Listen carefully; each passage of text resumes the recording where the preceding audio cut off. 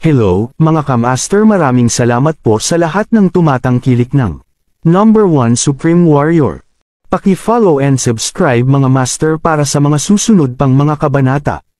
Number 1 Supreme Warrior. Kabanata 3401. Gayunpaman, nagpasya si Jack na pumunta. Ang lugar na iyon ay isang malawak na patlang na walang mapagtataguan, at lubos siyang kumpiyansa sa kanyang mga kakayahan.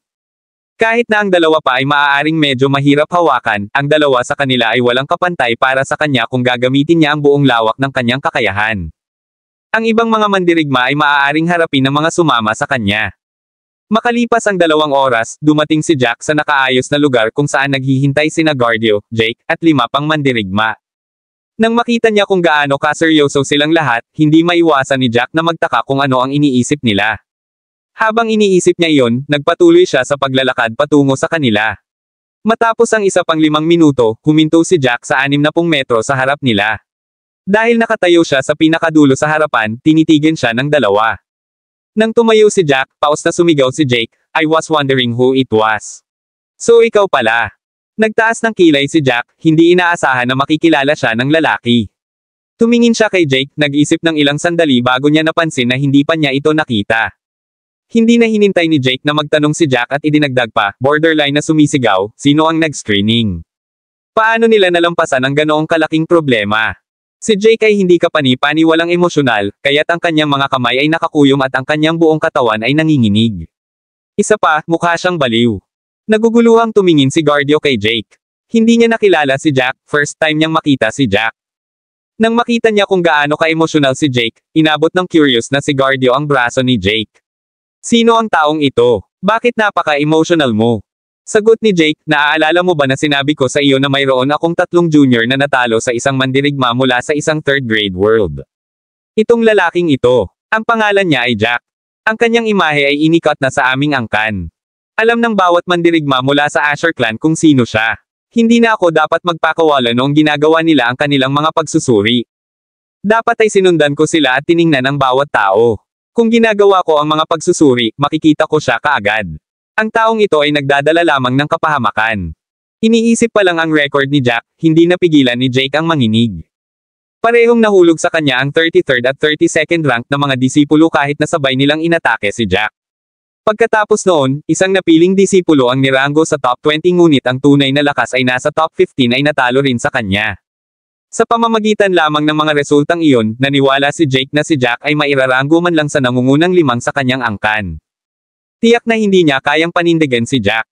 Ganap na pinaikot ni Jack ang tubig gamit ang sarili niyang lakas, na lalong nagpasigurado kay Jake na si Jack ang salot ng Asher Clan. Bahagyang nanginginig ang mga kamay ni Jake. "Hindi ako makapaniwala na ikaw yun. Akala ko hindi ka makakarating sa Winehorde City ng ganoon kabilis, ngunit nagkamali ako. Hindi ako makapaniwalang hindi kami pinalad na makilala ka."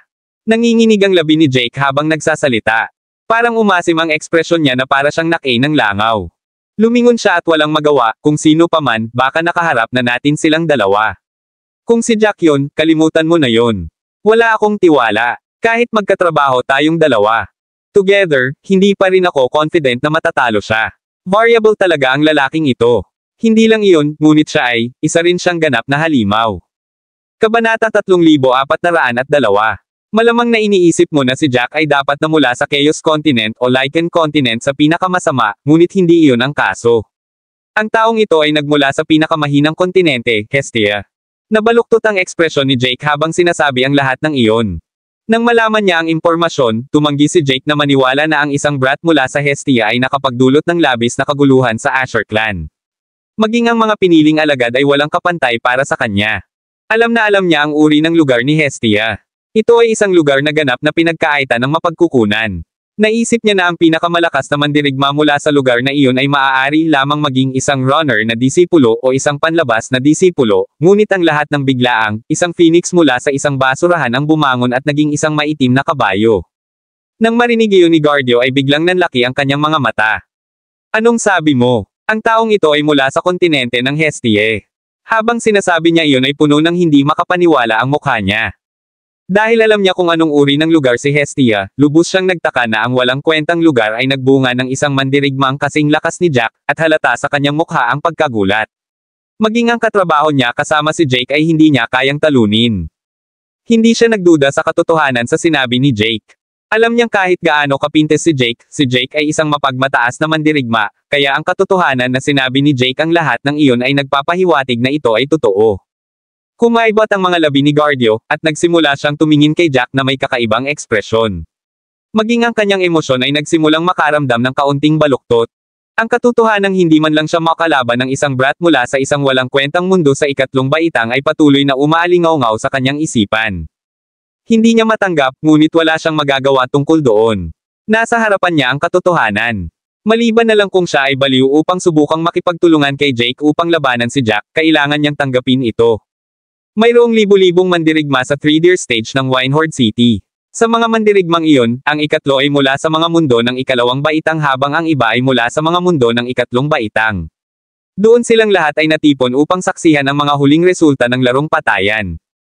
Ang mga nakaligtas sa laro ng pagpatay ay ipapadala sa 3-tier stage, at ang nangungunang tatlong placement ay ipapakita sa isang napakalaking scroll.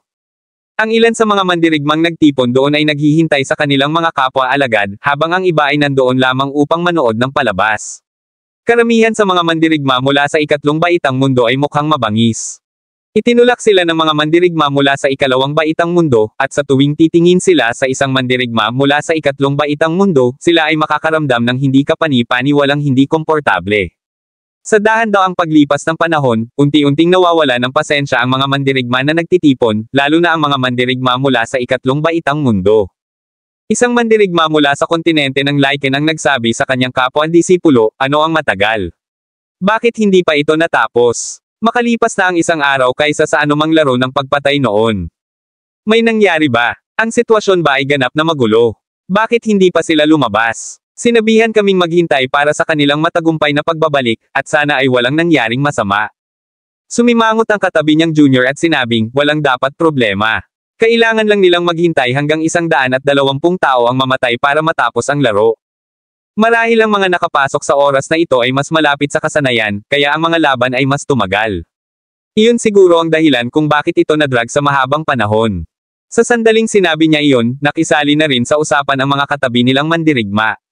Hindi man sila magkakilala ay hindi ito naging hadlang sa kanilang pag-uusap. Isang mandirigma mula sa kontinente ng Chaos ang nagsabi, may hindi inaasahang bagay na nangyari para sa oras na magtagal, halos nararamdaman ko ito. Gayunpaman, hindi ito dapat masyadong mahaba. Sa pinakadulo, ito ay magiging kalahating araw. Isang araw na, pero walang palatandaan na lalabas sila. Iniisip ko kung gaano pa kami katagal maghihintay. Nagsisimula na akong mabalisa. Kabanata 3403. Tumango naman ang nakatayo sa tabi niya. Kinakabahan din ako. Lahat ng naghihintay dito ay balisa. Nag-aalala ako na may matanggap tayong masamang balita. Dapat pala pinigilan ko ang junior ko noon. Hindi ko dapat siya pinayagang sumali sa katangahang larong ito. Ang rate ng pagkamatay ay napakataas, at ito ay masyadong mapanganib. Hindi tulad ng walang ibang mga paraan upang makakuha ng mga kristal ng espiritu. Ano ang kailangan niya para kumuha ng napakalaking panganib para sumali sa laro ng pagpatay? Sa sandaling sinabi niya iyon, nagkaroon ng mga tawag ng kasunduan sa kabuuan, at higit pa sa kanila ang nagsimulang talakayin ito. Tama, masyadong mataas ang rate ng pagkamatay sa mga laro ng pagpatay. Kahit na ang laro ay magtatapos sa sandaling mamatay ang 120 tao, karamihan sa kanila na mamamatay ay ang mga mandirigma mula sa mga mundo ng ikatlong baitang, at mayroon silang 70% rate ng kamatayan. Ang iniisip ko lang ang napakaraming bilang ng mga namamatay ay nanginginig na ako. Sa sandaling sinabi iyon, umasim ang ekspresyon ng lahat. Kahit na wala silang sinabi, ang kanilang pagkamuhi sa mga mandirigma ng ikalawang baitang mundo ay umabot pa rin sa limitasyon nito. Ang mga mandirigma mula sa ikalawang baitang mundo at ang mga mandirigma mula sa ikatlong baitang mundo ay naabot na ang rurok ng kanilang labanan. Ang isang mandirigma mula sa White Marsh Continent ay nagsabi ng mausisa, napansin mo ba? Mukhang mas tahimik sila this time. Ang tinutukoy ng taong iyon ay ang mga mandirigma mula sa ikalawang baitang mundo. Siya ay natural na hindi magpangalan ng anumang mga pangalan, nag-aalala tungkol sa pagiging target, kaya pinili niya maging malabo sa pagsasabi ng kanyang mga iniisip. Natural na naiintindihan ng iba, at nagsimula silang mag-usap tungkol dito. Tama na. Bago ito, ang 3-tier stage ay magkakaroon ng maraming mandirigma dito kapag malapit nang matapos ang larong patayan. Susubukan nilang magpakitang gila sa harap natin, at laging susubukang kutsain tayo. Hindi ko alam kung anong nangyari this time. Ang mga taong iyon ay maaaring magsama-sama at humiwalay sa amin, ngunit hindi sila aktibong tumatakbo sa kanilang mga bibig, na inaakusahan kami ng hindi alam ang aming lugar. Ito ay kakaiba. Nagkaroon ba sila ng epiphany o ano? Sa sandaling sinabi iyon ng taong iyon, may agad na bumaril, kahit na lumipad ang mga baboy, ang mga taong ito ay hindi magkakaroon ng anumang kamalayan sa sarili ng walang udyok. Gagawin nila ang lahat para itulak tayo pababa hanggat may pagkakataon sila. Gusto lang nilang ipakita sa atin kung gaano sila kamahal. Baka may mali dito. Ano kayang nangyayari? Sa tingin ko ito ay dahil ang mga mandirigma mula sa ikalawang baitang mundo na pumasok sa oras na ito ay lahat ay hindi ganoon kalakas. Ang mga nasa nangungunang tatlo ay maaaring mga mandirigma mula sa mga mundo ng ikatlong baitang. Panabangan nila ang resulta, kaya hindi sila nangangahas na umarte. Sa tingin ko rin. Bakit pa ang tahimik nila? Sila ay nagtitipon dito, ngunit hindi sila nagsasalita o malakas na sumisigaw sa sinuman. Para silang naging mute. Ang mga talakayan ay narinig ng mga mandirigma mula sa ikalawang baitang mundo, at ang kanilang galit ay tumaas. Hindi na sila naging mayabang tulad ng dati dahil ayaw nilang mabulgar ang kanilang mga plano. Nais nilang umiwas sa anumang gulo hanggat maaari, kaya naman tumahimik sila. Sa hindi inaasahang pagkakataon, minamaliit sila ng mga walang kwentang third-grade world warriors na ito. Pakiramdam nila ay tuluyan na silang napahid. Ang mga mandirigma mula sa ikalawang baitang mundo ay hindi naman natiling kalmado. Isang inner disciple mula sa Holy Grade Clan ang biglang sumigaw sa mga mandirigma mula sa third grade worlds, ano ang alam ninyo? Ayaw lang namin kayong maabala. Nangangati ba tenga mo dahil hindi ka sinisigawan? Magiging masaya ka lang ba kung kutsain ka namin ng ilang beses? Ang nangungunang tatlong lugar sa laro ng pagpatay ay palaging nabibilang sa mga mundo ng ikalawang baitang. Hindi kailanman magkakaroon ng sinuman mula sa isang ikatlong baitang mundo. Nanaginip ka dito. Mga bukol lang kayo ng basurahan. Ang galing mo lang magyabang. Sa pagkakataong ito, ang mga mandirigma mula sa ikatlong baitang mga mundo ay ganap na nagkakagulo. Masyadong pangit ang mga salitang iyon. Ang mga pang-iinsulto ay hindi kailanman naging napakasama noon. Kabanata 3404. Ang mga mandirigma ng ikatlong baitang mundo ay nagalit na ininsulto ng gayong mga salita. Wala silang ibang gusto kundi ang labanan ng lahat ng mga mandirigma mula sa ikalawang baitang mga mundo, ngunit alam nila na ang mga mandirigma mula sa ikalawang baitang mga mundo ay mas malakas kaysa sa kanila sa karaniwan. Gayunpaman, mayroong mga mandirigma mula sa mahigit 10 ikatlong baitang mundo doon, at sila ang may mataas na kamay sa bilang, kaya ang isang malinaw na mananalo ay hindi madaling mapagpasyahan kung sila ay tuluyang lumaban. Ang mga mula sa ikalawang baitang mundo ay nagtulak sa kanila pababa ng masyadong maraming beses, kaya sila ay nakasalansan ng maraming galit. Isang mandirigma mula sa kontinente ng Lycan ang malakas na sumigaw, alam ko na ang mga mundo sa ikalawang baitang ay may maraming malalakas na mandirigma, ngunit sa palagay mo ba ay wala sa mga mundo ng ikatlong baitang? Mayroon din kaming makapangyarihang mga kababalaghan. Mas marami rin kaming mga kababalaghan kaysa sa iyo. Huwag isipin na maaari mong patuloy na iwagayway ang iyong "We are from a powerful origin" card sa aming mga mukha. Wala kaming ginawang anumang laban sa iyo noon dahil lang sa ayaw namin ng gulo, pero patuloy kang sumubok na lumampas sa linya. Sumangayon ang lahat sa paligid niya, minumura ang mga mandirigma ng mundo sa ikalawang baitang dahil sa hindi nila alam ang kanilang lugar. Mula nang magsimula silang mapangkat sa mga ikalawang baitang mundo, sila ay minamaliit sa bawat harapan. Ang mga mandirigmang iyon mula sa ikalawang baitang mga mundo ay malinaw na hindi tulad ng Diyos, ngunit sila ay natutuwa sa pagkilos na tila sila ay mas mataas. Ano man ang aktwal na sitwasyon, napagpasyahan nila na sila ay mas mahusay kaysa sa mga mandirigma mula sa ikatlong baitang mundo dahil lamang sa kung saan sila nagmula. Isang mandirigma mula sa isang ikatlong baitang mundo ang sumigaw, hindi naman lahat sa inyo ay isang henyo, kaya bakit kayo kumikilos na parang isa kang makapangyarihang nilalang? Pilit mong pinapakita sa harap namin. Mayroon kang malalakas na mandirigma sa iyong panig, ngunit sa palagay mo ay wala kami. Napakarami mong wandering warriors, na halos kapareho natin. Hindi ko talaga alam kung saan mo nakukuha ang iyong sense of superiority. Nang marinig iyon ng mga mandirigma mula sa ikalawang baitang mundo, tumanggi silang magpakita ng anumang kahinaan. Malakas na sinabi ng isang mandirigma mula sa Golden Continent, mas malakas lang kami kaysa sa iyo, kaya tayo superior. Mas mataas kami sa iyo. Sampay ng iyong swerte na isinilang sa isang ikatlong baitang mundo, kung gayon. Kung nagmula ka sa ikalawang baitang mundo, titingnan kita bilang kapantay. Nang sabihin niyon, nag-alab ang galit ng mga third-grade world warriors. Ang mga argumento ay naging mas matindi. Kung hindi lang alam na marunong pa silang magpigil, on the spot na sana silang mag-away.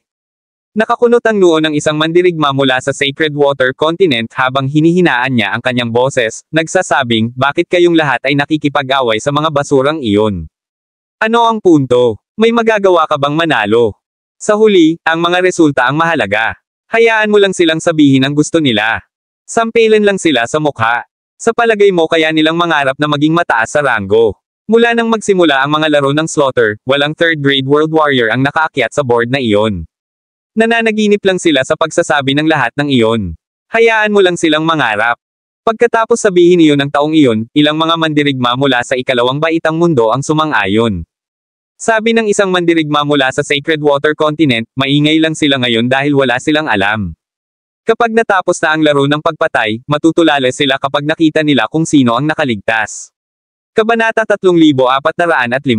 Sa pagsasabing iyon, agad na ibinaba ng mga mandirigma mula sa ikalawang baitang mundo ang kanilang mga boses, ayaw nilang marinig sila ng mga mula sa ikatlong baitang mundo. Tama si Lance. Kailangan ba talaga nating sayangin ang ating oras at pagsisikap sa kanila? Hayaan silang makaramdam sa kanilang sarili sa ngayon. Malapit na silang umiyak.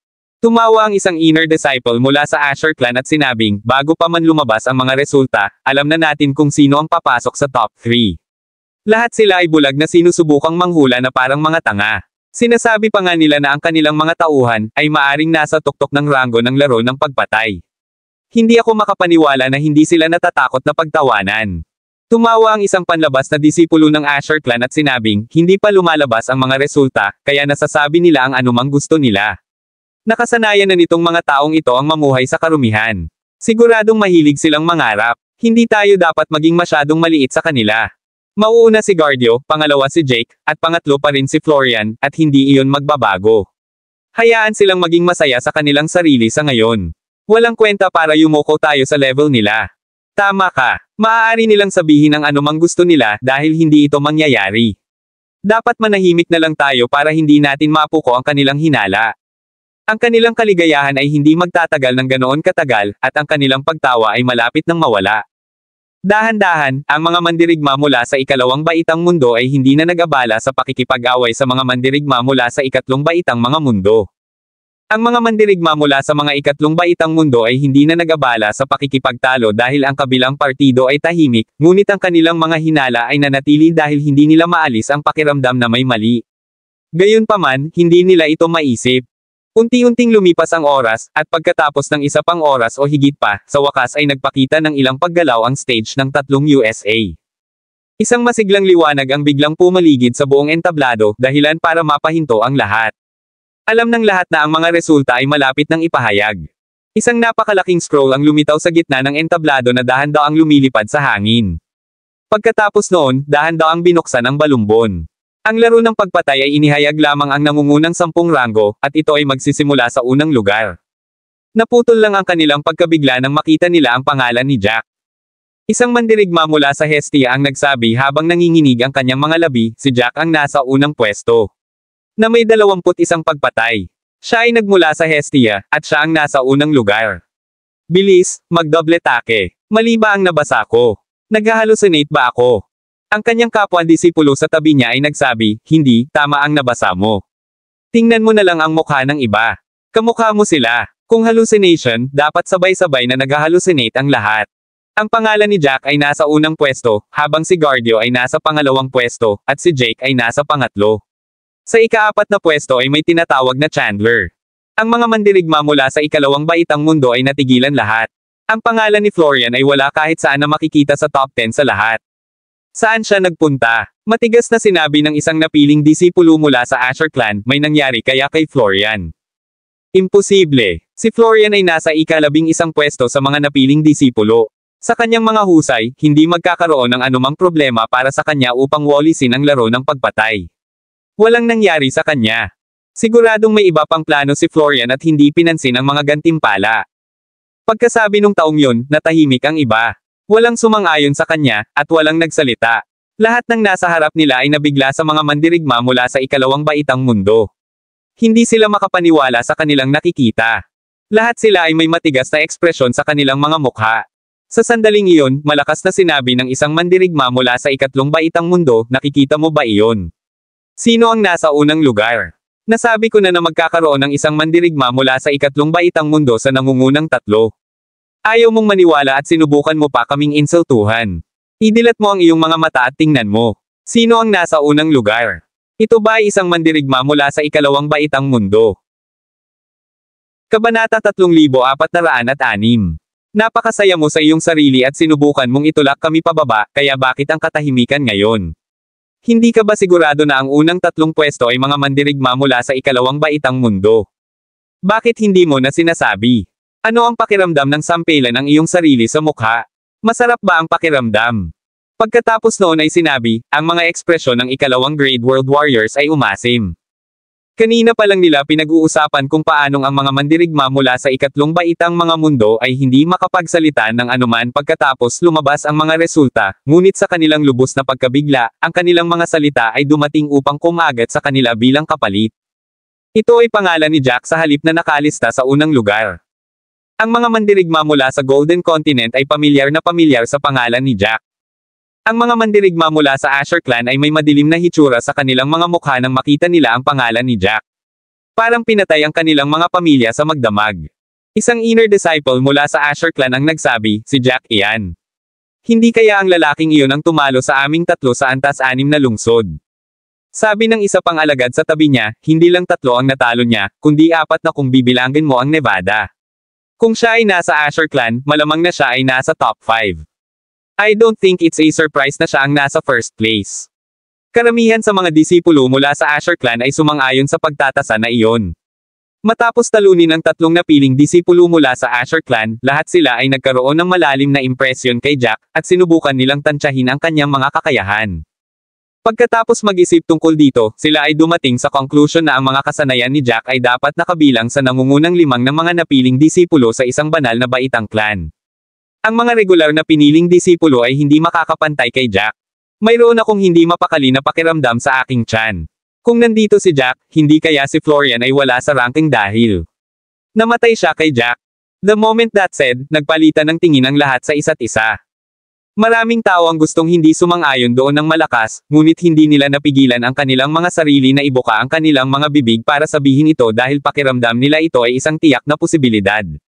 Ang posibilidad ay medyo malaki rin.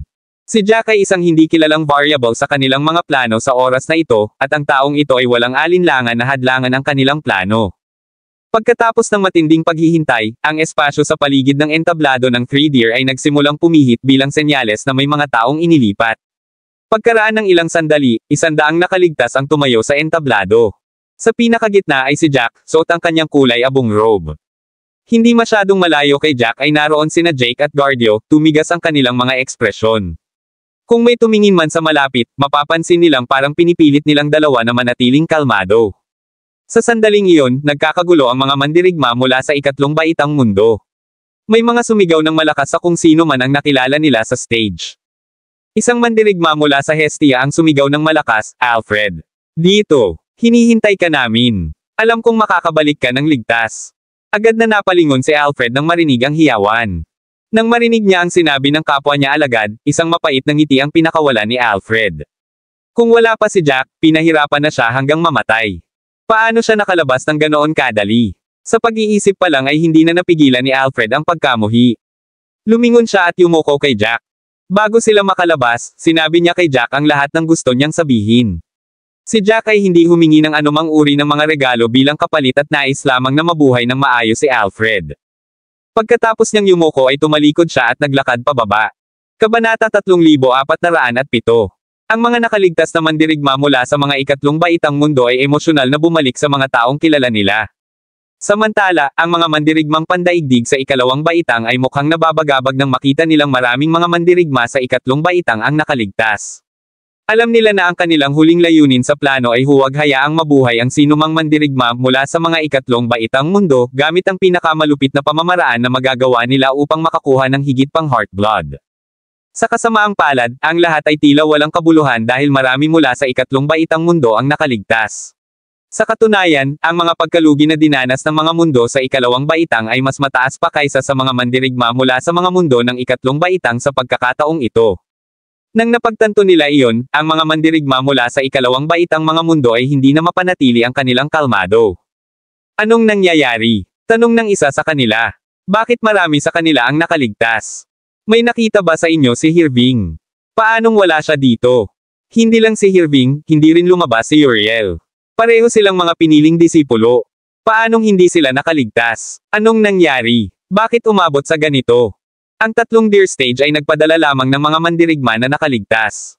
Kung wala ang isang tao, ibig sabihin ay patay na ang tao. Gayunpaman, hindi matanggap ng ilang mandirigma mula sa ikalawang baitang mundo ang katotohanan ito. Pagkatapos ng lahat, marami sa mga mandirigma na hindi nakalabas ay hindi kapani-paniwalang malakas, mas malakas pa kaysa sa karamihan sa kanila doon. Nakalulungkot, hindi na marami sa kanila ang nakaalis ng buhay sa larong patayan. Marami sa kanila ang hindi matanggap. Paano ito napunta sa ganito? Ano ang nangyari sa nakahiwalay na espasyo sa panahon ng laro ng pagpatay? Mahinahong naglakad si Jack sa 3-deer stage, at isang masayang mukhang Rudy ang sumusunod sa likuran niya. Likas na nagtiwala si Rudy sa kakayahan ni Jack at maaalis siya ni Jack sa laro ng pagpatay. Gayunpaman, bago siya lumabas sa huli, mayroon pa rin siyang mga alalahanin.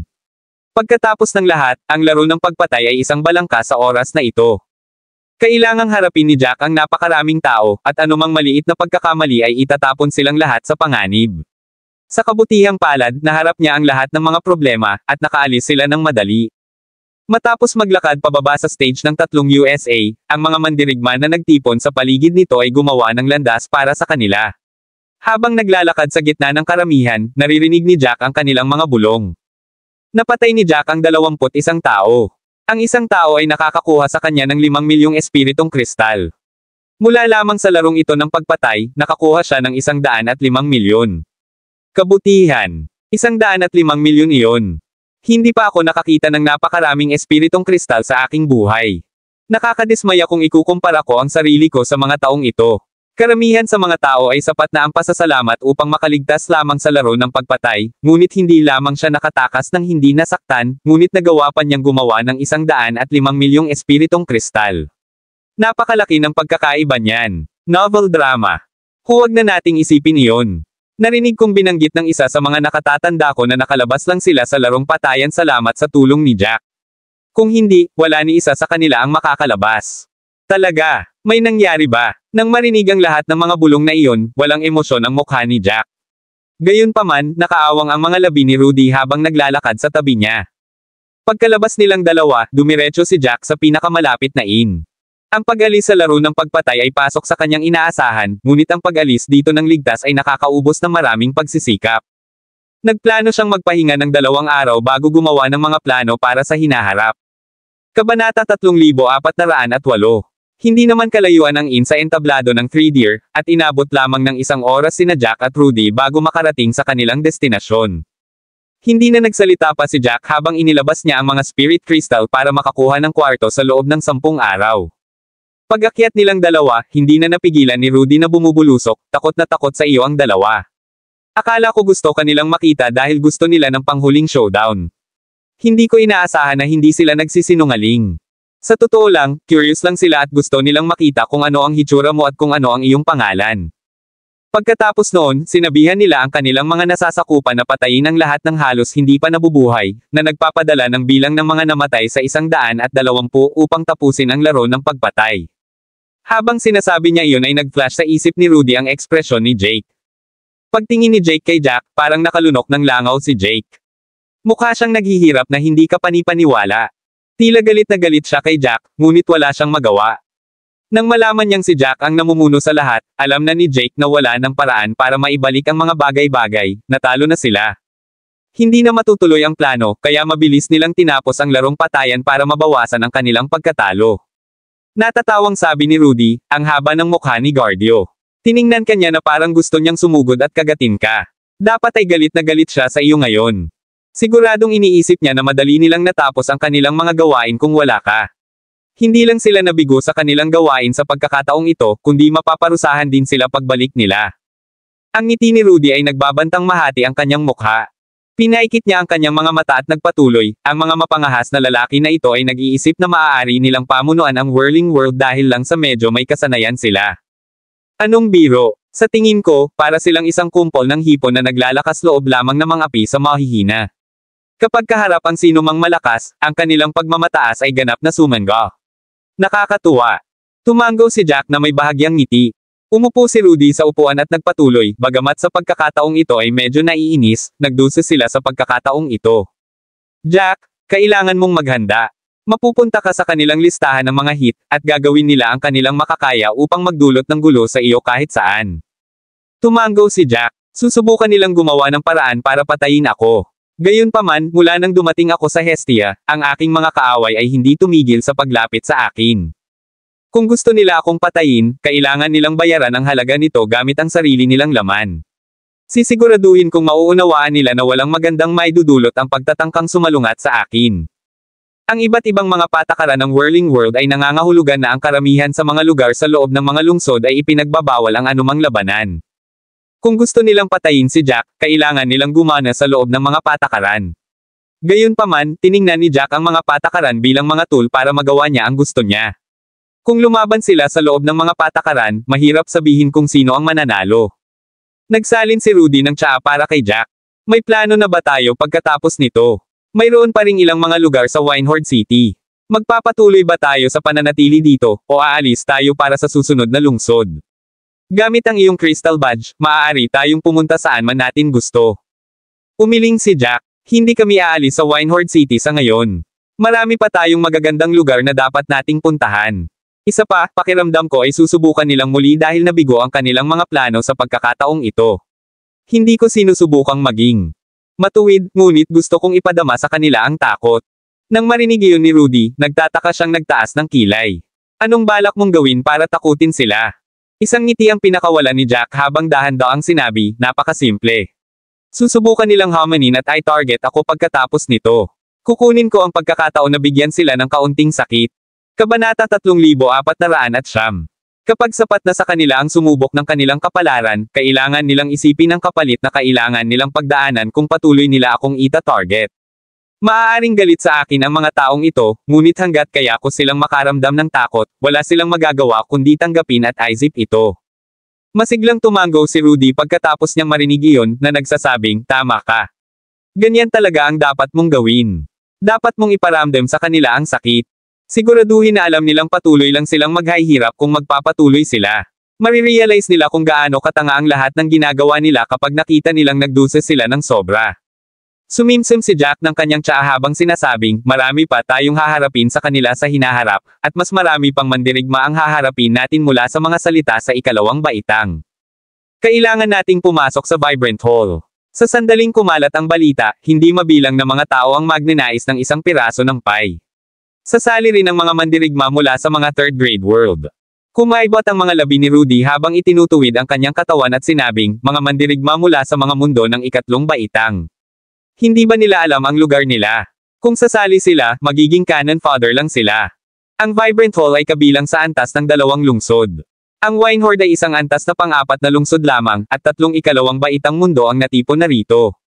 Kung sila ay patuloy na sumulong, kahit na ang mas malalakas na mundo sa ikalawang baitang ay makikipagkompetensya laban sa atin. Ang mga panganib at mga rate ng kamatayan ay patuloy na tataas. Ang mga hindi sapat na malakas ay kailangang manatili sa mas mababang antas ng mga lungsod o mauwi sa pagiging kumpay ng kanyan, na madaling mapatay ng malalakas. Kahit ako nakikita ko yon, bakit hindi nila? Bakit pa sila susubukang makialam? Ayaw na ba nilang mabuhay? Napabuntong hininga si Jack habang nakatingin sa labas ng bintana. Ang sino mang mandirigma ay madaya ng mga kayamanan. Kahit na alam ito ng lahat, mahirap para sa kanila na hindi matukso dito. Maaaring sabihin ng mga may tiwala sa sarili nilang kakayahan na hindi sila maglalakas loob na sumali, ngunit ang kanilang mga puso ay tiyak na naiintriga. Maghihintay lang silang lahat ng pagkakataon. Kahit na alam nila na kaya nila mamatay, gusto pa rin nilang subukan. Nang marinig iyon, napabuntong hininga si Rudy, pakiramdam niya ay tama si Jack. Maraming mga mandirigma ang mga baliw na panatiko na ipagwalang bahala ang kanilang buhay para sa kayamanan at mga mapagkukunan, sa pag-aakalang magkakaroon sila ng swerte. Hanggat nakaligtas sila, makukuha nila ang mga kayamanan at ang kanilang mga kakayahan ay tataas, na humahantong sa paghanga sa lahat ng dako.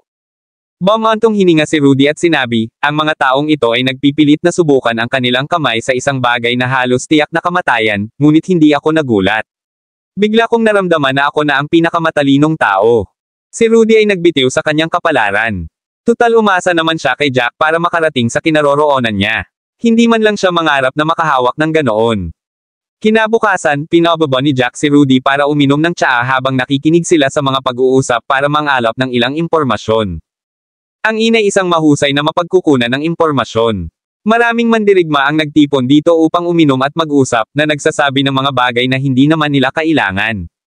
Tumingin si Jack sa ibaba at napansin na lahat sila ay mga mandirigma mula sa mga ikatlong baitang mundo, at wala ni isang mandirigma mula sa ikalawang baitang mundo ang nakikita.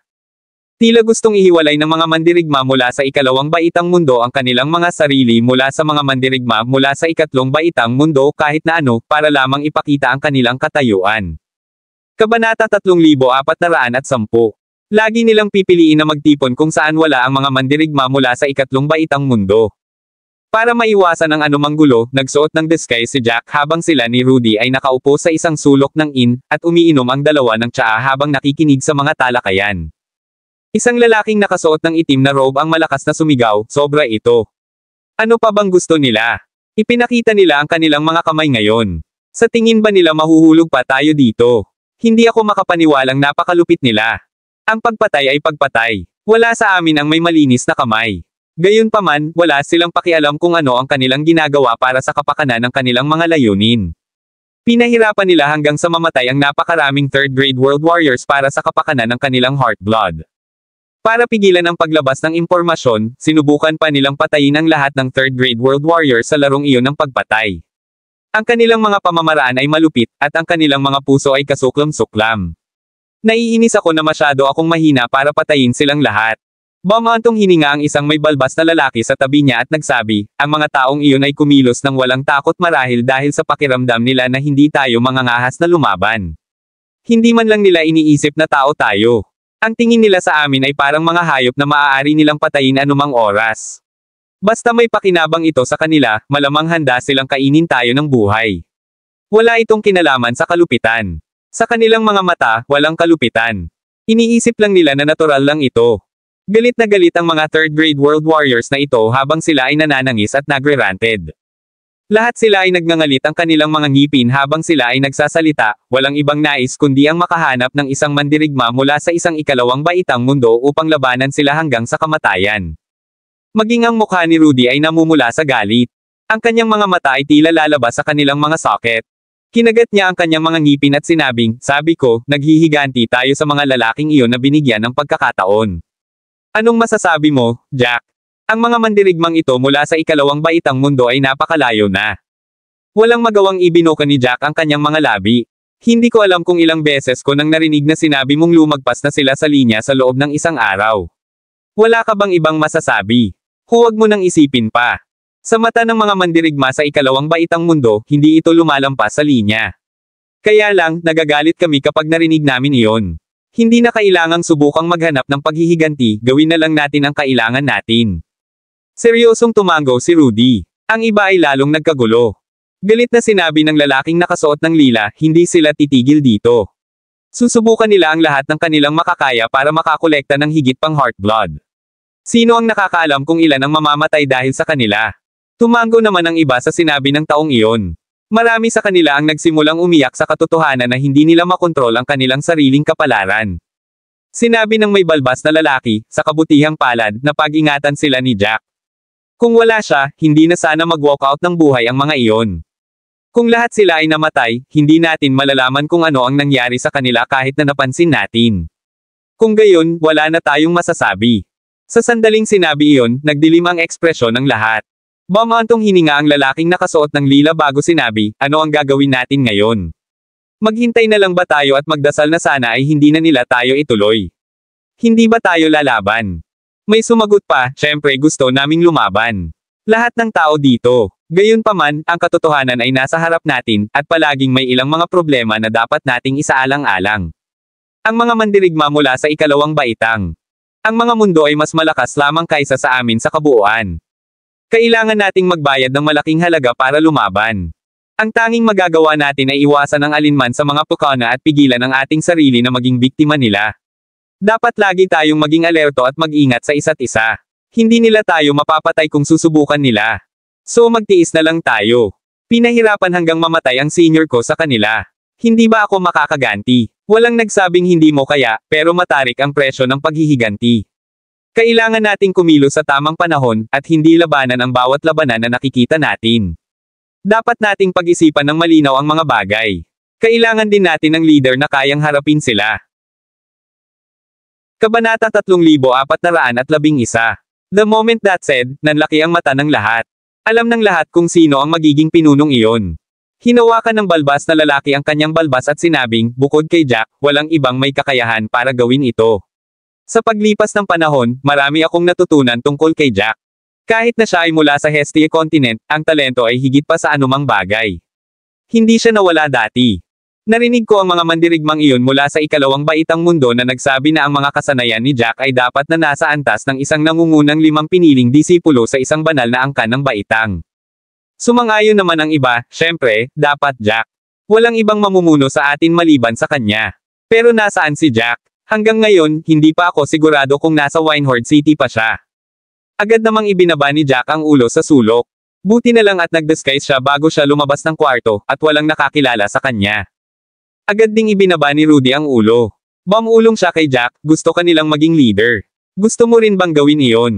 Napaawang ang labi ni Jack nang marinig iyon. Lumingon siya para tingnan si Rudy, hayaan mo silang sabihin kung ano ang gusto nila, bakit mo ba iniisip iyon? Sa tingin mo ba magiging leader ako? Mapapakinabangan ba ako nito? Papayag ba talaga silang sundan ako? Syempre, may mga gagawin ako, pero hinding-hindi ako magiging ganyang tinatawag na leader. Ito ay isang bagay na nangangailangan ng labis na pagsisikap, ngunit walang pakinabang. Wala akong planong bumalik sa kontinente ng Hestia pagkatapos umalis sa Whirling World, kaya walang kwenta ang posisyon sa akin.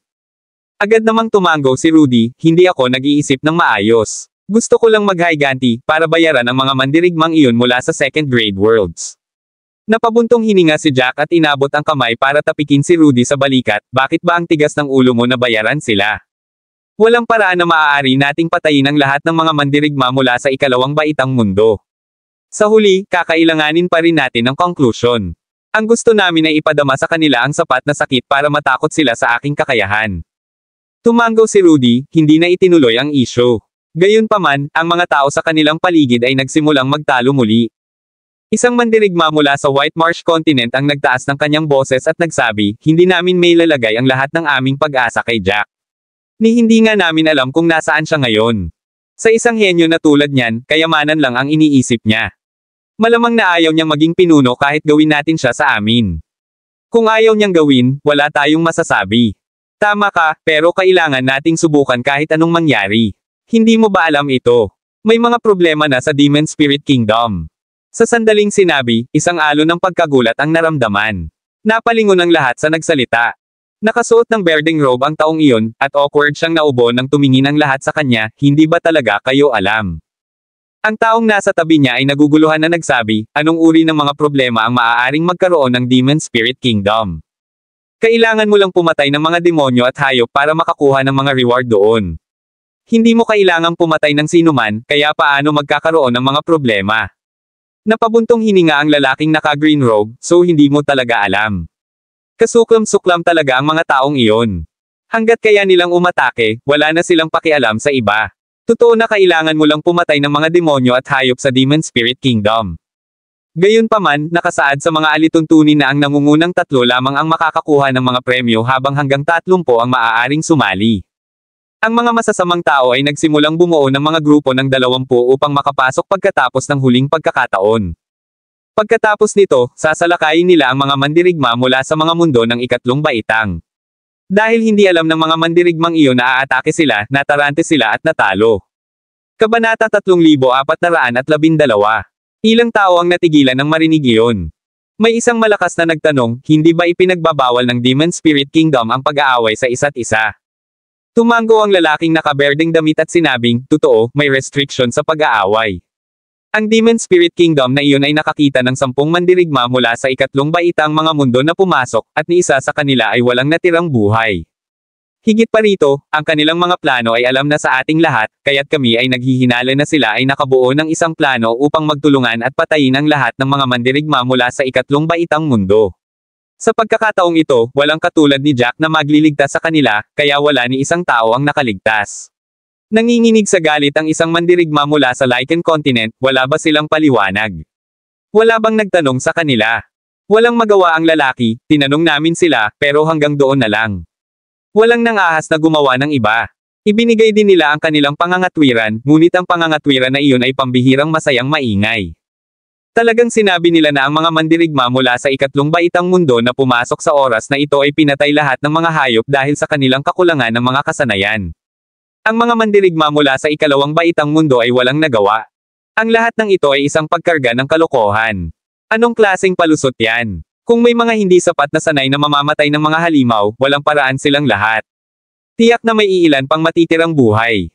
Iniisip ba talaga nila na maniniwala tayo sa katwiran na iyon? Umiling ang lalaki, syempre, walang naniwala. Nagpahayag sila ng mga tanong, at sumagot ang mga mandirigma mula sa ikalawang baitang mundo. Kaya lang, ang mga sagot nila ay kasing ganda ng wala. Ipinahayag lang nila na walang alam at sinisi kami sa hindi pagtingin sa aming sarili sa salamin. Sinisi nila kami sa pagpipilit na pumunta sa isang mapanganib na lugar sa kabila ng pagiging mahina, at sinasabing walang kinalaman ang mga patay doon. Sa sandaling sinabi, ang tunog ng isang tasa na nabasag ay maaaring marinig. May marahas na itinapon ang tasa ng tsaa sa lupa, na nagdulot ng kaguluhan. Galit na galit ang mga mandirigma sa matapos marinig iyon. Walang maniniwala sa ganoong katawa-tawang dahilan. Pinilit pa rin nilang kumilos ng ganoon. Pinatunayan nito na ang mga taong iyon ay hindi tinatrato ang mga mandirigma mula sa ikatlong baitang mundo bilang mga tao sa lahat. Sumiklab ang galit sa kanilang mga dibdib, at walang sino man ang mananatiling kalmado.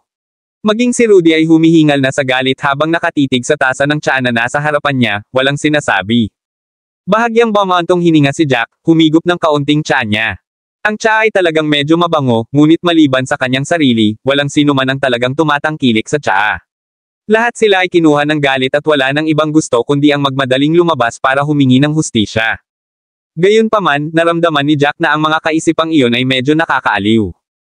Ang kanilang mga kasanayan ay hindi katumbas ng halaga, at walang paraan upang labanan ang gayong malaking labanan ng grupo. Ang tanging magagawa nila ay ipakita ang kanilang galit, ngunit walang paraan na magagawa nila ito. Nakita ng lalaking nakaberdeng damit na nagsisimula ng magalit ang mga tao, at naramdaman niyang ang kanyang mga salita ay nakaapekto sa kumpiyansa ng mga mandirigma mula sa mga ikatlong baitang mundo, kaya nagmadali siyang nagsabi, gayunpaman, ang kanilang plano ay isang beses lang gumana. Nag-isip kami ng paraan para malabanan iyon. Sa hinaharap, palagi lang kaming magre-rehistro bilang mga grupo ng 20. Kapag nakapasok na tayo sa Demon Spirit Kingdom, tutukayan natin ang mga lokasyon ng isa't isa sa pamamagitan ng Sound Transfer Arrays, at magsimulang manghuli sa mga grupo. Hindi na ito tungkol sa mga resulta, at sa halip ay tungkol sa pagpapanatiling buhay.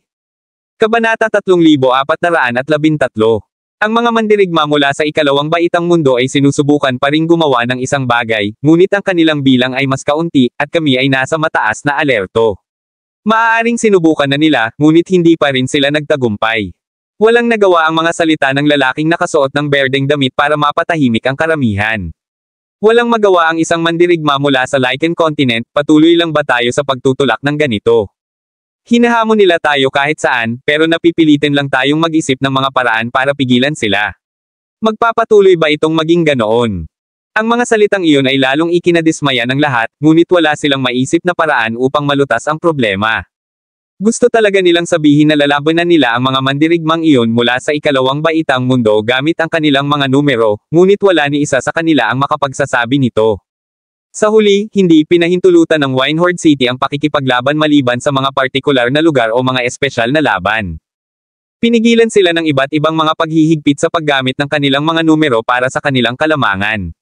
Gayunpaman, maaaring gamitin ng mga mandirigma mula sa ikalawang baitang mundo ang kanilang mga kasanayan upang patuloy silang salakayin. Lahat ng mga mandirigma mula sa ikatlong baitang mundo ay nagsimulang makaramdam ng pagod. Sabi ni Rudy, Jack, sa tingin mo ba may paraan para malutas ito? Umiling si Jack, walang solusyon. Ang mundong ito ay isang mundo kung saan kinakain ng malakas ang mahihina. Ang iba't ibang mga patakaran ng Whirling World ay nagtatarget sa mga individual, at hindi sa mga grupo, habang ang tanging bentahe ng mga third grade na mundo ay ang mga numero. Kung ito man ay sa pangkalahatang lakas o bilang ng mga henyo, ang mga mundo sa ikalawang baitang ay may malaking kalamangan. Higit pa rito, ang mga mandirigma mula sa ikalawang baitang mga mundo ay napaka-ambisyoso. Hindi sila titigil hanggat hindi sila nakakakuha ng sapat na heartblood. Kaya, tulad ng sinabi nila, magduruso lamang sila at mag-iisip ng mga paraan upang harapin ito pagkatapos nito. Doon lamang nila mababawasan ang kanilang pagkalugi. Nanginginig ang mga labi ni Rudy, ayaw tanggapin ang katotohanan, ngunit wala siyang magawa. Bilang isang mahina, maaari niyang makiramay kung gaano kawalang kikaya ang nararamdaman ng iba doon. Ang pinaka hindi matanggap ni Rudy ay ang mga mandirigma mula sa ikalawang baitang mundo ay hindi man lang nakita ang mga mandirigma mula sa ikatlong baitang mundo bilang mga tao, ngunit bilang mga hayop na maaaring makitungo sa anumang paraan na gusto nila. Hindi niya matanggap iyon. Ang pag-iisip pa lamang nito ay labis nang nagalit si Rudy. Gayunpaman, ang kanyang mga kakayahan ay limitado, at wala siyang magagawa. Kaya naman, napilitan siyang pigilan ang galit sa kanyang puso. Unti-unting nawala ng kontrol si Rudy sa kanyang galit. Nakita ni Jack ang madilim na tingin sa mukha ni Rudy at nasabi niya ang nasa isip ni Rudy. Tinulak niya ang tsaa sa harap ni Rudy. Huwag ka masyadong mag-isip. Sa hinaharap, makakakita ka ng higit pang mga bagay. Kung patuloy kang magkakaroon ng ganitong ugali, lalo ka lang magagalit at magagalit. Mas marami pang bagay na hindi kayang lutisin sa mundo. Maliban kung mayroon kang mga kakayahan na lumalabag sa anumang inaasahan, dapat mo na lang itong kalimutan. Tumango si Rudy ngunit walang lumalabas na salita sa kanyang bibig. Uminom si Jack ng kanyang tsaa at sinabing, may pupuntahan ako pagkatapos nito, ngunit bumalik tayo sa silid upang masipsop ko ang halamang daang kaluluwa. Ang daang soul herb ang kanyang huling gantimpala sa mga laro ng pagpatay. Siya ay pinahintulutan na pumili ng isang gantimpala mula sa 10 kayamanan, at agad na natano iyon ni Jack.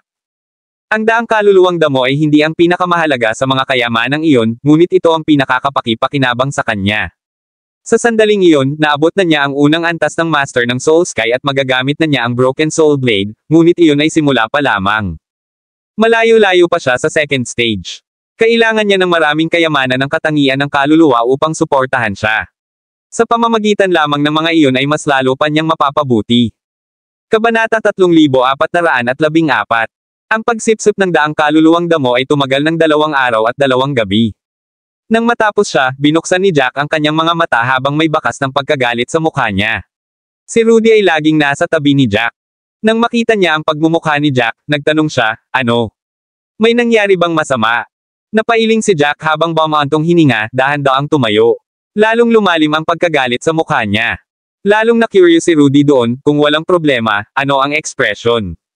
Sa sandaling iyon, ang lahat ng enerhiya ay nakuha na mula sa damo ni Jack. Ang damo ay naging kulay abong-abo. Tiningnan ni Jack ang mga abo na iyon at sinabing, ang daang kaluluwa na damo ay nagkakahalaga ng 60 milyong espiritong kristal, at ito ay isang bagay na maaaring hindi mo mahanap kung kaya mo ito sa whirling world. Gayunpaman, hindi ito kapaki-pakinabang gaya ng inaasahan ko pagkatapos itong masipsip. Kung kailangan kong maglakad ng 10 hakbang para makarating sa ikalawang yugto, hindi ko pa nagawang gawin ang unang hakbang. Kailangan kong sumipsip ng isa pa para talagang magawa ko ang unang hakbang na iyon, ngunit paano ang 9 na iba pang hakbang? Ang isang hakbang lang na ito ay aabot na sa akin ng 60 milyon. Alam mo ba kung ano ang 60 milyon? Ito ang ikatlong bahagi ng lahat ng mayroon ako. Nakaramdam ako ng inis dahil napagtanto ko na ang mga mapagkukunang kakailanganin ko sa hinaharap ay dadami lamang ng parami. Hindi ko talaga alam ang mararamdaman ko. Naging totoo si Jack. Ang 100 soul herb ay itinuturing na isang holy grade item, at ito ay nagkakahalaga ng humigit kumulang 55 milyon hanggang 63 milyong espiritong kristal. Kahit na ang presyo ay hindi tiyak, walang paraan na ito ay mas mababa sa 55 milyon. Ang normal na presyo ay dapat na gaya ng sinabi ni Jack. Ang presyong iyon ay medyo mahal kay Jack. Pagkatapos ng lahat, kahit na gumugol ng napakatagal na pag-iipon ng mga kristal ng espirito, mayroon lamang siyang mga 170 milyon. Napakalaki na ng ipon ni Jack kumpara sa iba, ngunit hindi ito sapat para kay Jack. Nangangailangan si Jack ng hindi bababa sa 50 tulad ng isang mahalagang kayamanan. Ang kanyang pagsasanay sa hinaharap ay mangangailangan ng mas mahalagang kayamanan. Ang iniisip pa lang niya ay sumasakit na ang ulo niya. Kailangan niyang makahanap ng solusyon sa problemang iyon. Dinilaan ni Rudy ang labi niya sa gilid. Ang kapalaran ni Jack ay isang bagay na naramdaman ni Rudy na hinding-hindi niya makukuha. Kung ibibigay ni Jack kay Rudy ang lahat ng kanyang espiritong kristal, si Rudy ay magsisimulang tumawa sa kanyang pagtulog. Ang dami ng spirit crystal na iyon ay isang kabuuan na naramdaman ni Rudy na hindi na niya matatapos gamitin. Gayunpaman, naramdaman ni Jack na hindi ito sapat. Hindi napigilan ni Rudy na umiling sa pagkakaiba. Pagkaraan ng ilang sandali, sinabi ni Rudy, kung gayon, kailangan nating mag-isip ng paraan para makagawa ng higit pang mga spirit crystal. Huminga ng malalim si Jack at seryosong sinabi, bukod sa mga mapagkukunang kailangan ko para sa pagsasanay, kailangan ko pa rin ng 900 milyong spirit crystal para makabili ng mga kristal na nasa ika-9 na baitang. Iyon ang unang beses na nabanggit ni Jack iyon kay Rudy. Napaawang ang bibig ni Rudy dahil doon, anong sabi mo? Kailangan mo pa ng 900 milyon. Oh my God, di ba sobra? Gaano katagal mo kakailanganin? Huminga ng malalim si Jack habang tahimik na nagbuhos ng tsaa sa sarili, humigop habang sinabi niya, basta patuloy kong pinagbubuti ang aking alchemy, hindi magiging problema ang paggawa ng mas maraming spirit crystal kapag umalis tayo sa umiikot na mundo. Hindi gaanong alam ni Rudy ang landas ng isang mandirigma, dahil limitado ang kanyang mga talento, ngunit medyo confident pa rin si Rudy pagdating sa alchemy. Nang marinig iyon ni Jack ay inayos niya ang kanyang katawan. Kabanata 3415. Gusto mong kumita ng 900 milyon mula sa alchemy. Mas alam mo dapat kaysa sa akin kung gaano kahirap iyon. Kung gusto mong makarating sa puntong iyon sa alchemy, kailangan mong maging isang 9th grade alchemist. Kahit na iyon ay maaaring hindi sapat. Ang isang holy grade alchemist ay mas katulad nito. Alam mo kung ano ang isang holy grade alchemist na mas mahusay kaysa sa akin. Ang Hestia continent ay wala kahit isa. Maaaring wala itong 9th grade alchemist. Ang pagpapabuti ng iyong mga kasanayan sa alchemy ay hindi lamang nangangailangan ng talento, kailangan mo rin ng maraming oras. Kailangan mong patuloy na subukan at subukan, matuto mula sa iyong mga pagkakamali upang mapabuti. Alam kong napakahusay mo sa parehong alchemy at labanan, ngunit iba ang alchemy sa pakikipaglaban. Hindi ka maaaring maging isang holy grade alchemist sa isang maikling panahon gamit lamang ang iyong mga talento. Seryosong tiningnan ni Rudy si Jack habang sinasabi ang lahat ng iyon. Sa totoo lang, parang nag-aaksaya ng oras si Rudy. Kung iisipin niya, sana ganoon din si Jack. Gayunpaman, hindi niya alam kung paano gustong kumita ng labis si Jack sa pamamagitan ng alchemy kahit alam niya iyon. Pakiramdam ni Rudy ay hindi ito makatotohanan. Ang pagiging isang holy grade alchemist ay nangangailangan ng maraming oras. Kailangan ng isa na patuloy na pinuhin ang mga table tasks upang makaipon ng sapat na karanasan sa pamamagitan ng kanilang mga pagkakamali upang mapabuti. Sa huli, alam niyang wala pang holy grade alchemist sa Hestia continent. Napakahirap makamit. Ito ay isang taas na hindi matamo para sa mga alchemist ng Hestia continent. Napabuntong hininga si Jack habang nakatingin kay Rudy, of course, I know that. Gayunpaman, ito ang tanging landas na mayroon ako. Kung tutuusin, hindi ko naisip na pumasok sa kahit anong clan o grupo. Sarili ko lang ang maaasahan ko. Mula nang pumasok si Jack sa kontinente ng Hestia, pumasok si Jack sa 2 angkan ngunit nabigo siyang makinabang ng malaki mula sa kanila. Sa halip, nadama niya na ang kanyang kalayaan ay pinaghigpitin, at siya ay nakatali. Gayunpaman, kung minsan, naramdaman niyang kailangan niyang magbigay ng kasing dami ng kinuha niya sa mga angkan. Pagkatapos ng lahat, ang mga angkan ay hindi mga idiot. Kailangan nila ng malaking halaga ng mga mapagkukunan upang mapalaki ang isang mandirigma, kaya natural na kailangan nila ng kapalit. Pakiramdam ni Jack ay hindi niya magawang maging bahagi ng isang angkan, at walang paraan na papayag siyang ang isang angkan ang siyang magpapalaki sa kanya, kaya kailangan niyang umasa sa kanyang sarili sa huli. Naghanda na siya. Pagdating sa pagiging holy grade alchemist, maaaring isipin ng iba na ito ay isang bagay na imposible, ngunit ito ay kabaligtaran para sa kanya. Hangga't gusto niya, magagawa niya ito sa loob ng ilang taon. Kung tutuusin, hinigop niya ang mga alaala ng isang sinaunang bayani. Hangga't ganap niyang isabay ang mga alaala sa kanyang katawan, hindi magiging mahirap na maging holy grade alchemy. Mapapabuti pa niya ang mga alaalang iyon. Lumapit si Jack at tinapik si Rudy sa balikat, seryosong sinabi, matagal na tayong magkakilala. Kilalang kilala mo ako. Kailan ba ako may nasabi na hindi ko magawa? Seryosong sabi ni Rudy, syempre, alam kong magagawa mo ang mga itinakda mong gawin. Hindi ko sinasabing hindi ka maaaring maging isang holy grade alchemist, ang sinasabi ko lang ay kakailanganin mo ng maraming oras. Kapag naging isa ka na, mas marami ka ng mga spirit crystals. Pakiramdam ko lang ay ang bilis ng iyong paglaki bilang isang alchemist ay maaaring hindi maabot ang mga spirit crystal na kailangan mo. Tumango si Jack, habang nakangiti, huwag kang mag-alala, mangyayari iyon. Hangga't gusto ko, kahit anong dami ng spirit crystal ay hindi problema. Kabanata 3416. Pakiramdam ni Rudy ay tila hindi kapani-paniwalang kumpiyansa ang mga sinabi ni Jack, at ang kanyang paghanga kay Jack ay umabot sa sukdulan nito. Kinabukasan, dinala ni Jack si Rudy sa Demon Spirit Kingdom para mag-sign up. Ang Demon Spirit Kingdom ay isa sa mga pagsubok para sa mga mandirigma sa Winehorde City. Hindi mabilang na demonyong espiritong hayop ang lilito doon. Ang mga hayop na iyon ay dumating sa iba't ibang mga hugis at sukat, ngunit lahat sila ay may isang pares ng berdeng mga mata. Ang gawain ng mga mandirigma ay lipulin ang mga hayop na iyon. Pagkatapos nito, ay rank sila batay sa bilang ng mga hayop na nagawa nilang patayin, at ang nangungunang 3 lamang ang gagantimpalaan. Katulad nito, sasalakayin din ng mga hayop ang mga mandirigma, at may pagkakataong mapatay ng mga hayop kung hindi mag-iingat. Ilang mandirigma ang namatay sa Demon Spirit Kingdom. Gayunpaman, ang mga numero ay patuloy na tumataas, at karamihan sa kanila ay mga mandirigma mula sa ikatlong baitang mundo. Higit pa sa nangyari sa laro ng pagpatay, ang mga mandirigma mula sa ikatlong baitang mga mundo ay nasa mataas na alerto. Masasabi nila na ang biglaang pagtaas ng mga pagkamatay ay kagagawa ng mga mandirigma mula sa ikalawang baitang mga mundo. Ang layunin ay upang makakuha ng higit pang Heartblood upang buksan ang Vibrant Hall.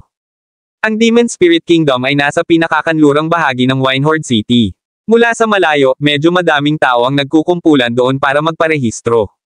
Nang dumating sina Jack at Rudy, ang lugar ng pagpaparehistro ay hindi kapani-paniwalang maingay. Ilang tao ang nagsisigawan sa isa't isa na may pulang mukha. Napakunot-noo si Jack, hindi inaasahan ang isang pasabog na tanawin na sasalubong sa kanya sa sandaling dumating siya. May dalawang gilid ng mga taong nakatayo sa harapan. Sa pagtingin sa kanilang kasuotan, malinaw na ang mga nasa kaliwa ay mga mandirigma mula sa mga mundo ng ikatlong baitang, habang ang mga nasa kanan ay mga mandirigma mula sa mga mundo ng ikalawang baitang. Ang magkabilang panig ay sumisigaw sa isa't isa, at ito ay hindi kapani-paniwalang maingay, na ikinainis ni Jack. Nanlaki ang mata ni Rudy at sinabing, ano ang pinag-aawayan nila? Bakit nila pinag-uusapan ang pagpila at pagsira ng mga patakaran? Nagtaas ng kamay si Jack at pinutol ang mga tanong ni Rudy, makinig ka lang saglit. Kung hindi natin maintindihan, itatanong natin sa iba. Si Cloudcomer mula sa isang ikatlong baitang mundo ay labis na nadismaya na parang naiiyak siya, sobra ka. Bakit ka kumikilos ng napakataas at makapangyarihan kapag pinutol mo ang pila? Nagsama-sama kaming 10 para lumahok sa Demon Spirit Kingdom. Bakit mo sinusubukang tumayo sa pagitan namin? Kahit ano, may rules na dapat sundin. Bakit kayong mga mandirigma mula sa ikalawang baitang mundo ay napakawalanjiye? Itinapon mo ba ang iyong dignidad para lamang sa iyong mga layunin?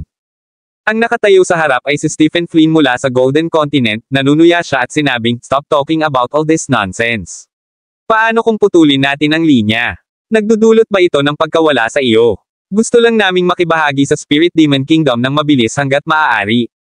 Pumapatay lang kami ng mga hayop, at hindi kayo. Bakit ka ba pinagkakaabalahan? Tumigil ka sa pagiging walang hiya. Nang marinig iyon ni Cloud, galit na galit siya. Si Cashbird, na nasa likuran niya, ay talagang galit na galit din. Tumigil ka nga sa kalokohan mo. Huwag mong isipin na kami ay tanga. Sa tingin mo ba hindi namin masasabi ang pinaplano mo? Bakit hindi mo subukang putulin ang pila sa harap namin? Pinipilit mong mag-cut sa ikalabing isang lugar. Hindi lang mag-isa ang ginagawa mo, may kasama ka pang 15 iba. Alam mo namang nakaalerto kami laban sa iyo. Sa tuwing makikibahagi kami sa Spirit Demon Kingdom, sasali kami sa mga grupo ng 20. Kung gusto mong sumali, 10 tao lang ang mapapasok mo. Ang 10 lang sa inyo ay walang magagawa sa 20 sa amin, kaya hindi kayo nagkaroon ng pagkakataon. Kabanata 3417. Kinakabahan ka kaya pinutol mo pa ang pila. Kung 15 sa inyo ang sumiksik, 5 spot na lang ang matitira. Magkakaroon ka ng mas madaling oras na gawin ang anumang gusto mo. Kung papasok tayo, ang makaligtas lang ay magiging problema. Tama na yan. Tama si Cash. Kayong mga mandirigma mula sa ikalawang baitang mundo ay hindi kailanman may anumang mabuting hangarin. Ang iniisip mo lang ay kung paano kami papatayin. Pero, ang lakas ng loob mong magpanggap na parang walang nangyari. Sa tingin mo ba lahat ng iba ay tanga na hindi nakikita kung ano ang sinusubukan mong gawin? Hindi mo ba pinuputol ang pila dahil gusto mong masira ang mga plano natin? Hindi ka mangangahas na gumawa ng anuman laban sa 20 tao, ngunit gagawin mo kung ito ay 15. Sa sandaling pumasok kami, siguradong sasalakayin mo kami. Nang marinig iyon, sa wakas ay naunawaan na ni Jack ang kanilang pinag-aawayan. Ikinuyom ni Rudy ang kanyang mga kamao sa galit, ginagawa na talaga ng mga mandirigmang ito mula sa second grade world ang anumang gusto nila ngayon. Para makakuha ng heart blood, gumagawa pa sila ng kaiya-hiya gaya ng pagputol ng pila. Ginagawa nila ang lahat para makamit ang kanilang mga layunin. Hinihingal na si Rudy sa galit. Nanlaki ang mga mata niya na para bang lalabas na sa kanilang mga saksakan. Ang mga aksyon ng mga mandirigma mula sa ikalawang baitang mundo ay hindi na lamang kasuklam-suklam, sila ay ganap na walang kahihiyan. Gayunpaman, ang mga tagapag-alaga ay hindi tumigil sa kanilang mga aksyon. Tutal, nag-aaway lang sila. Alam pa rin nila kung paano magpigil sa tahasang pakikipaglaban. Pulang-pula ang mukha ni Rudy, ano sa tingin mo ang dapat gawin ngayon? Kung 15 sa kanila ang pumasok, halos wala ng pag-asa na makalabas ng buhay. Tumango si Jack. Gumagawa na sila ng isang bagay na walang kahihiyan, kaya tiyak na pinagplanuhan na nila ang mga bagay-bagay. Para makuha ang heart blood, halos ginagawa nila ang anumang magagawa nila. Dahil naplano na nila ang lahat, walang paraan na hahayaan nilang makalabas ng buhay ang sinuman sa 15 iyon mula sa Demon Spirit Kingdom. Siya ay ganap na hindi nakaimik sa kanilang mga aksyon, ngunit walang malinaw na solusyon sa kung ano ang mangyayari. Hininaan ni Rudy ang kanyang boses at sinabing, yung mga mandirigma mula sa ikatlong baitang mundo na nakarehistro na at ang 10 pa ay mga pipi. Dahil naputol na ang pila, dapat ay pinutol na lang nila at nagawa na. Sumimangot si Jack, akala ko rin, pero ang katotohanan ng 25 na ang nakarehistro ay nangangahulugan na ang mga taong iyon ay hindi na makakabalik sa kanilang mga lugar. Baka may nangyari doon. Tahimik na tumingin si Jack sa mga mandirigma mula sa ikatlong baitang mundo na patuloy na nag-aaway ng walang tigil. Matindi silang nag-aaway na ang mga pinakamalakas ay nagsisimula ng makaramdam ng paos na boses, na nakakaramdam ng hindi kapani-pani walang pagkabigo. Pagkatapos ng lahat, ito ay isang bagay ng kanilang buhay at kamatayan. Sila ay nasa isang hindi kapani-pani walang desperado na sitwasyon. Itinuro ni Kesh ang mga mandirigma mula sa ikalawang baitang mundo at sinabing, kayong mga walang hiya, kasuklam-suklam na mga fiend. Magbabayad ka para dito sa huli. Nakagawa ka ng napakaraming kasuklam-suklam na mga bagay, ngunit binayaran mo ang mga ito. Huwag isipin na ang mga mandirigma mula sa ikatlong baitang mundo ay madaling mabuli. Pagbabayaran mo lahat ng ginawa mo. Siguradong pagsisisihan mo ito. Nang marinig iyon ni Stephen ay tumawa siya. May pagkadismaya sa kanyang mga mata. He then gave the other party snort of disgust, hindi ko talaga maintindihan ang sinasabi mo. Ano ang babayaran namin? Anong uri ng mga walang kahihiyang bagay ang ginagawa natin? Ang pagpaparehistro ba para sa Demon Spirit Kingdom ay isang bagay na walang kahihiyan? Tinatawag mo ang iba na kasuklam-suklam at walang hiya, ngunit pakiramdam ko ay isa ka lang na tulala. Ano bang sinasabi mo? Hindi ka namin binubuli. Huwag na nating pag-usapan ang ginagawa natin ngayon. Hindi mo kami mababayaran ng kahit ano. Kahit na may ilang mga pagkatalo, ito ay wala sa amin na mga mandirigma mula sa ikalawang baitang mundo. Kabanata 3418. Si Stephen ay nagsasalita sa isang hindi kapani-pani walang nakakainis na paraan. Malinaw na nagawa niya ang isang bagay na walang kahihiyan, ngunit kumilos siya na parang walang ganoong bagay. Sinisiraan pa niya ang mga mandirigma mula sa ikatlong baitang mundo dahil sa pagiging masyadong mahina para bayaran ang mga mandirigma mula sa ikalawang baitang mundo. Lalong nadismaya ang mga lalaking nagparehistro na. Gusto lang nilang mag-away on the spot. Malakas na sigaw ni Kesh, huwag mo kaming pilitin sa isang sulok. Kung pipilitin mo kami, magagawa namin ang lahat. Sisiguraduhin lang natin na sabay tayong mamamatay. Huwag mong isipin na natatakot kami sa iyo. Si Eduardo, na nasa likod ni Stephen, ay isang piniling disipulo mula sa Sacred Water Continent. Nang marinig niya ang sinabi ni Kesh ay tumawa siya ng malakas. Makinig ka na lang sa sinasabi mo. Sinusubukan mo bang sabihin sa amin na ang mga hayop ay kakagatin pabalik kapag sila ay na-corner? Ano ito? Walang silbi, papatayin na lang natin lahat ng hayop. Kakayanin natin ito. Kakatawag pa lang ni Eduardo sa lahat ng mga mandirigma mula sa mga hayop sa ikatlong baitang ng mundo, na lubos na nag-alab ng galit sa kanilang mga puso. Medyo marami sa kanila ang nagsimulang magmura. Mga halimaw kayo, papatayin ka ng iba sa huli. Pinahirapan mo ang iba hanggang kamatayan, at papahirapan ka hanggang kamatayan balang araw. Itigil ang sinusubukang tunog kaya suplado. Kung may kakayahan ka, lumaban na lang tayo sa labas ng lungsod. Ang mga mundo sa ikalawang baitang ay magkakaroon ng kumpletong pakikipaglaban sa mga mundo ng ikatlong baitang. Walang mga patakaran o paghihigpit doon, at maaari nating patayin ang bawat isa sa lahat ng gusto natin. Pagkatapos, sa wakas ay mas maraming lalaki ang mawawala sa iyo. Nang marinig iyon ni Eduardo, sinabi niya ng may pag-aalipusta, so nagpaplano ka na lang na magparami ng mga numero.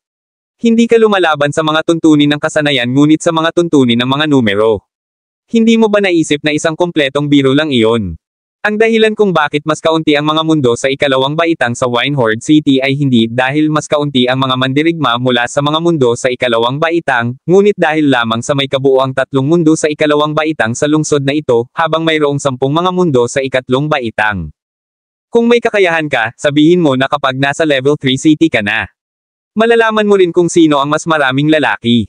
Kinawian ito ni Kesh, itigil mo na ang lahat ng iyan, ano ang kahulugan nito ngayon? Nagtaas ng kilay si Stephen. Siya ang pinuno ng mga mandirigma mula sa ikalawang baitang mundo na nakikibahagi sa pagsusulit na ito. Siya ang may ganap na huling say sa lahat ng bagay. He said with a cold smile, "We're not trying to do anything." Dapat mong iligtas ang iyong mga pagsisikap. Walang dapat ipaglaban. Nakarehistro na kami, at pinipigilan kami ng mga batas na isuko ang aming pwesto. Ang sino mang lumaban dyan ay papatayin. Kaya, tiyak na makikibahagi kami, at kayong lahat ay makikibahagi rin. Walang ibang masasabi tungkol dito. Huwag mong sayangin ang iyong oras. Pagkasabi niya nun, biglang tumahimik ang lahat. Kahit hateful na tao si Stephen, tama naman ang sinabi niya. Walang ibang masasabi tungkol sa sitwasyon. Hindi na ito mababago, at kailangan na nilang tanggapin. Napilitan silang pumasok sa Demon Spirit Kingdom. Napabuntong hininga si Kesh. Namumula na ang mukha niya na parabang malapit na ang wakas. Ang 10 sa kanila na nagparehistro na ay may masasakit na tingin sa kanilang mga mukha. Parang nawalan sila ng pamilya. Bumantong hininga si Eduardo at sinabing, "Paalalahanan ko, may 5 pwesto pa. Sa halip na makipag-away sa amin, bakit hindi mo kausapin ang iyong mga kapwa-alagad at kaibigan upang mabilis na kunin ang 5 pwesto na iyon? Kung hindi, kukunin namin ang huling 5 pwesto, at magkakaroon ka lang ng 10 hanggang 20 namin." The moment that said, nagbago na naman ang ekspresyon ng lahat. Nanginginig ang mga kamay ni Cloud. Ang problema ay talagang napakahirap. Kung walang ibang tao mula sa ikatlong baitang mundo ang nakarehistro, ang 10 sa kanila ay haharap sa 20 mandirigma mula sa ikalawang baitang mundo. Ang sitwasyon ay magiging kakilakilabot. Kung hinati sila ng pantay, magkakaroon pa rin sila ng pagkakataong mabuhay. Kung ito ay 10 laban sa 20, kung gayon sila ay halos tiyak na mamamatay. Lumingon si Cloud at ang iba pa sa 10 mandirigma na nagbabalak magparehistro. Kabanata 3419. Gayunpaman, agad na umiwas ng tingin ang 10 iyon. Maaaring tumingin sila sa lupa o nagsimulang tumingin sa kaliwa at kanan. Sa kanilang mga ekspresyon, naramdaman ng grupo ni Cloud ang lamig sa kanilang mga gulugod. Alam nilang lahat na ito ay isang nagninangas na sitwasyon na hindi nila kayang tumalon. Walang nangahas na maging bayani sa panahong tulad nito. Ang pag-save sa iba ay karaniwang katumbas ng pagtalon sa isang bulkan. Kung tungkol sa pagbabahagi ng mga benepisyo, lahat ay kumilos na parang mabuting kaibigan. Pagdating sa kanilang sariling kaligtasan, lahat ng pagkakaibigang iyon ay itinapon sa bintana. Nanginginig ang mga labi ni Cloud, ano ang ibig sabihin nito? Sinabi namin na ibabahagi namin ang lahat at malalampasan namin ito ng magkasama. Bakit hindi ka man lang pumayag na mag-sign up ngayon? Ang iba pang 10 ay mukhang hindi ka pani-paniwalang nag-aatubili. Kahit na tinatanong sila ni Cloud at ng iba pa, tumanggi pa rin silang mag-sign up sa ganoong sitwasyon. Ang mga mandirigmang iyon mula sa ikalawang baitang mundo ay halatang handa na. Binalak nilang patayin ang lahat ng pumasok. Kung nag-sign up ang iba pang 10 iyon sa sandaling iyon, ito ay katumbas ng pagtatapon ng sarili nilang buhay. Likas silang nag-aatubili na gawin iyon. Sa pagtingin sa tagpong iyon, nagsimulang tumawa ng malakas si Eduardo. Mukhang hindi ka na tinitingnan ng mabubuting kaibigan mo. Ang lahat ng usapan na ito tungkol sa paghihiganti at pagbabayad ng presyo, hindi mo magagawa iyon. Sigurado na sila na mamamatay ka sa loob. Kahit wala tayong gagawin, iniisip pa rin nila na mamamatay ka. Ang iyong mga kapatid ay walang anumang tiwala sa iyo. Sa sandaling sinabi niya iyon, narinig ni Eduardo ang mahinang boses, magpalista tayong dalawa. Ang boses na iyon ang umaakit ng tingin ng lahat. Masyadong nakatutok ang mga tao sa pag-aaway, kaya hindi nila napansin na may lumapit na pala para magpalista. Nang lumingon sila, nakita nila ang 2 figure na nakatayo doon. Matapos isulat ni Jack ang kanyang pangalan, mahinahon siyang tumalikod. Lumitaw ang pamilyar niyang mukha sa harap ng lahat. Nagsimulang magpanik ang mga mandirigma mula sa ikalawang baitang mundo. Napanatili pa rin ni Eduardo ang mapanuksong ekspresyon, ngunit halatang nanigas ang mukha nito nang makita si Jack. Gumalaw ang mga labi ni Cloud habang hindi makapaniwalang sinabi, "Jack." Tumanggaw si Jack, kalmadong nakatingin kay Cloud. Nang makita ni Cloud na tumanggaw si Jack, walang mananatiling kalmado. Parang natapakan ang buntot ni Eduardo, gusto mong makilahok dito. Bakit ka nakikibahagi sa Demon Spirit Kingdom? Paano mo? Bago pa siya makatapos, pinutol siya ni Jack, bawal ba akong sumali? Aling tuntunin sa Winehorde City ang nagsasaad na hindi ko kaya? Nagsimulang magpanik ang mga mandirigma mula sa ikalawang baitang mundo. Nanlamig ang lahat ng mukha nila, at para silang nakay ng langaw. Ang hitsura ni Jack ay nagulo ang kanilang mga plano. Sa kanyang paligid, mahirap sabihin kung sino ang mabubuhay. Nanginginig ang mga kamay ni Eduardo, anong ibig sabihin nito? Pinipilit mo bang lumaban sa amin? Nang marinig iyon ni Jack, nagpakita siya ng nalilitong ekspresyon, anong ibig mong sabihin? Bakit ako makikibahagi sa Demon Spirit Kingdom laban sa inyo na mga mandirigma mula sa ikalawang baitang mundo? Di ba sabi mo wala kang gagawin? Hindi ako naging isang tao na gumawa ng kahit ano sa mga hindi gumagalaw sa akin. Kung wala kang gagawin, wala rin akong gagawin. Yamang magsasama-sama lang tayo sa kapayapaan, bakit mo iisipin na kalabanan ko kayong lahat? Nang marinig iyon, hindi na napigilan ng ilang mandirigma mula sa ikatlong baitang mundo ang kanilang pagtawa. Agad na tumama ang mga salita ni Jack, gamit ang sinabi ng mga mandirigmang iyon mula sa ikalawang baitang mundo sa kanila. Kabanata 3420. Ang mga mandirigma mula sa ikalawang baitang mundo ay lahat ay may madilim na tingin sa kanilang mga mukha sa biglang pagsali ni Jack. Si Stephen pa nga ay parang gusto niyang sibakin si Jack. Tinitigan niya ng masama si Jack, at bahagyang nanginginig ang kanyang mga labi, may gustong sabihin, ngunit hindi mahanap ang mga salitang sasabihin. Nakaharap sa basurahan mula sa mga mundo ng ikatlong baitang, sasabihin niya ang anumang gusto niya, ngunit kapag nakaharap si Jack, wala siyang masabi. Iyon ang kapangyarihan ng malakas. Ang pag-iral ni Jack ay nagbigay sa mga mandirigma mula sa ikalawang baitang mga mundo ng pakiramdam ng panggigipit at sa mga mandirigma mula sa mga ikatlong baitang mundo ng ilang pagganyak. Bigla silang nabuhayan ng loob at nag-away na mag-sign up. Ilang saglit lang, napuno na ang 5 natitirang pwesto. Matapos makumplito ang pagpaparehistro, ang mga huling pangalan ay naayos. Mayroong 15 mandirigma mula sa ikalawang baitang mundo at 15 mandirigma mula sa ikatlong baitang mundo. Kung hindi nagpakita si Jack, walang sino man ang mag-iisip ng mabuti sa mga mundo ng ikatlong baitang. Gayunpaman, si Jack ay parang isang watawat na pumukaw sa kumpiyansa ng mga mandirigma mula sa mga mundo ng ikatlong baitang, sabay-sabay na itinulak pababa ang mga mandirigma mula sa mga mundo ng ikalawang baitang. Biglang nagbago ang sitwasyon. Emosyonal na tiningnan ni Cloud si Jack at marami siyang gustong sabihin, ngunit ang mga salita ay natigil sa kanyang lalamunan. Naikuyom ng mahigpit ni Kesh ang kanyang mga kamay. Ang lahat ng kawalan ng pag-asa ay nawala, salamat sa pagsali ni Jack. Walang reaksyon si Jack sa ginagawa ng iba. Mayroon lamang 2 layunin sa kanyang paglahok sa Demon Spirit Kingdom sa napakaranggal na paraan. Ang una ay upang manalo ng premyo sa dulo sa pamamagitan ng pagpatay ng maraming hayop. Ang pangalawa ay upang mabigla ang mga mandirigma mula sa ikalawang baitang mga mundo, na ipaalam sa kanila na walang anumang magandang kahihinatnan ang waiting. Para sa kanila kung target nila siya. May 1 oras pa bago magsimula ang Demon Spirit Kingdom. Naghintay ang lahat doon, at hindi tumigil ang mga talakayan. Tumayo si Jack sa gilid, nakapikit para magpahinga. Wala siyang pakialam sa sinasabi ng iba, kunwari ay wala siyang narinig. Matapos ang mahabang panahon na tumahimik si Stephen, hindi na siya natahimik. Sa loob lamang ng 10 minuto, narinig niya ang maraming nakakadismaya na mga talakayan, na nagsasabi na ang mga mandirigma mula sa ikalawang baitang mga mundo ay napakalungkot sa pagkakataong ito at marami sa kanila ang mamamatay. May mga nagsabi pa nga na tiyak na mamamatay siya. Matapos marinig ni Stephen ang lahat ng iyon, patuloy na nag-aalab ang galit sa kanyang puso. Nakayanan pa niya ang mga unang salita na sinabi, ngunit pagkaraan ng ilang sandali, hindi na ito napigilan ni Stephen.